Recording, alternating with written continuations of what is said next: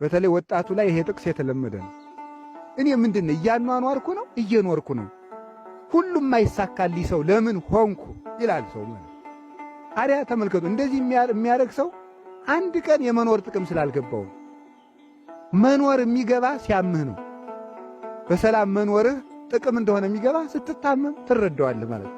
የመኖርህ ጥቅም ትርፋለህ ብትቆይ ነው የንስሐ ዕድሜ የምታገኘው። ንስሐ የምታገኘው ባንቆይ ኖሮ አሁን 10 ዓመት አውደልድሎ ዘንድሮ ንስሐ የገባ ሰው ይኖራል። 10 ዓመት አውደል ይሄ እኮ ብትቆይ ነው ይሄንን ያገኘው ማለት ነው። በማውደልደል ዘመናችን ተቆርጠን ቢሆን ኑሮ ሲሆን ነበር ምንገባው። ያለ ፍሬ እንዳንቆረጥ እግዚአብሔር የጠበቀን ጥቅም የሰጠን የዕድሜ ጥቅም የሚገባን ሞት ሲመጣ ነው። ሞት ሲመጣ የዕድሜ ጥቅም ይገባናል። ረሃብ ሲመጣ የምግብ ጥቅም፣ ጦርነት ሲመጣ የሰላም ጥቅም፣ እርቃን ሲመጣ የልብስ ጥቅም። ማር ባይኖር ኑሮ እሬትን ማን ይንቀው ነበረ? መራራውን አይተን ነው ጣዕም ያላቸውን ነገሮች የምናደንቃቸው ማለት ነው።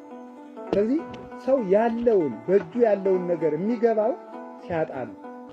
በሀገር የመኖር ጥቅም የሚገባን ስንሰደድ ስናጣ ነው። የወንድም ጥቅም የሚገባን ስንለያየ ነው። አብረን ስንኖር ወንድም እህት ደጀን እንደሆነ አይገባን።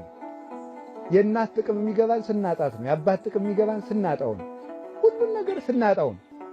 አዳም የገነት ጥቅም የገባው ሲያጣት ነው። በእጁ ከተሰጠው ነገር ይልቅ ያልተሰጠው አንድ እንጨት ለአዳም ፈተና ነበረ። ዓይኖቻችን እግዚአብሔር ከሰጠን ብዙ ጸጋ ይልቅ ባልሰጠን ባጣናቸው ጥቂት ነገሮች ላይ ያርፋሉ፣ ዲያብሎስ በሚያመጣው ፈተና ምክንያት።